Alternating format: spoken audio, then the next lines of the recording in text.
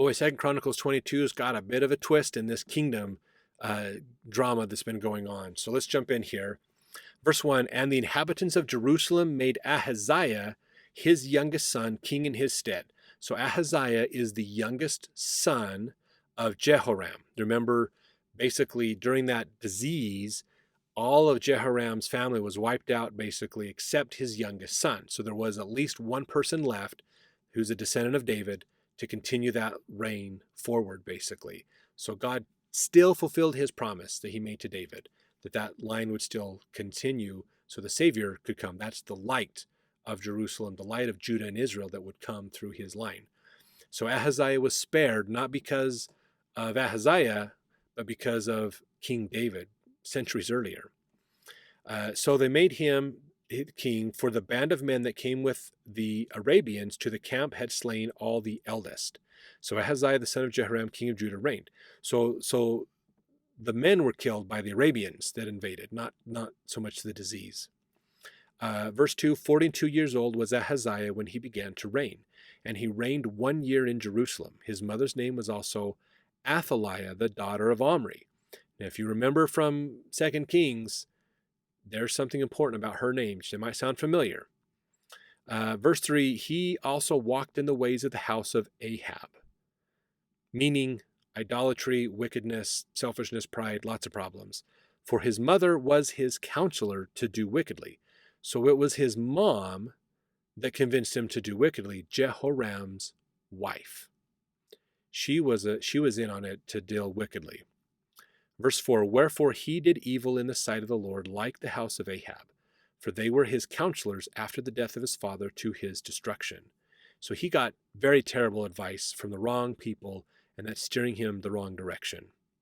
Verse 5, he walked also after their counsel and went with Jehoram, the son of Ahab, king of Israel, to war against Hazael, king of Syria, at Ramoth Gilead, and the Syrians smote Joram.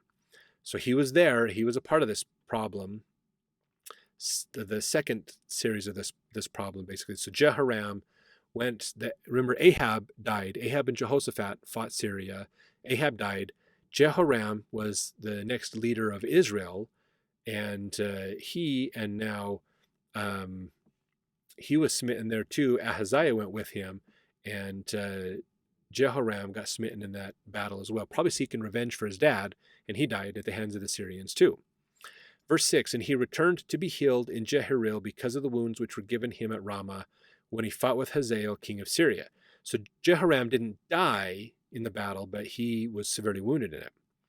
And Azariah, the son of Jehoram, king of Judah, went down to see Jehoram, the son of Ahab, at Jezreel, because he was sick. So you just got to kind of be careful on these names a few times, because as it says there, Azariah is the son of Jehoram, who's the former king of Judah. But he went down to see Jehoram, the son of Ahab.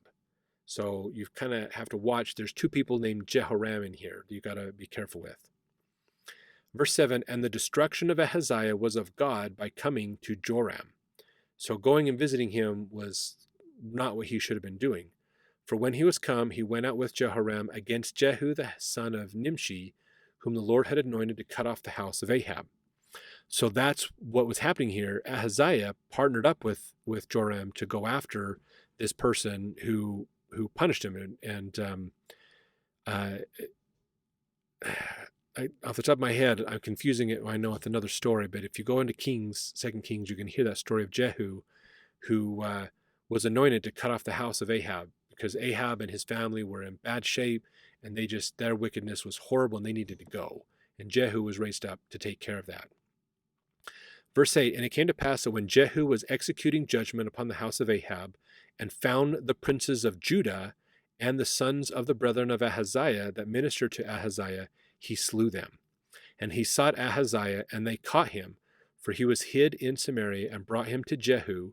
And when they had slain him, they buried him, because they said they, he is the son of Jehoshaphat, who sought the Lord with all his heart. So the house of Ahaziah had no power to keep still the kingdom. But when Athaliah, so Ahaziah is dead. When Athaliah, the mother of Ahaziah, saw that her son was dead, she arose and destroyed all the seed royal of the house of Judah. So there was more than just Ahaziah still there technically, and more from Athaliah. Maybe she had other sons and daughters as well, or other things. So they were still royal family. But when she realized my son is dead, I have a chance of being the queen of Judah, she destroyed the rest of the house. So she was the only one left to be there. Basically, it's a power play. Verse 11, but Jehoshabeth, the daughter of the king, took Joash, the son of Ahaziah, and stole him from among the king's sons that were slain, and put him and his nurse in a bedchamber. So Jehoshabeth, the daughter of King Jehoram, wife of Jehoiada the priest, for she was the sister of Ahaziah, hid him from Athaliah, so that she slew him not. And he was with them hid in the house of God 6 years, and Athaliah reigned over the land. Now you got to look this up in 2 Kings. There's a lot more details over there on this story. But it's crazy that Athaliah basically destroys everybody, but Jehoshabeth, basically, she is part of that family. Because she is a woman, she wouldn't necessarily be that big of a threat. It's more the men that would be the threat to the throne. So that's why she's getting rid of all the boys and men, and they take Joash and they hide him away with a priest so they don't suspect him, and he's raised with the priests, basically people who are following God truthfully, which is good. And so this is setting us up for a whole nother drama coming up in the next chapter. So let's see if we get into this more on chapter 23.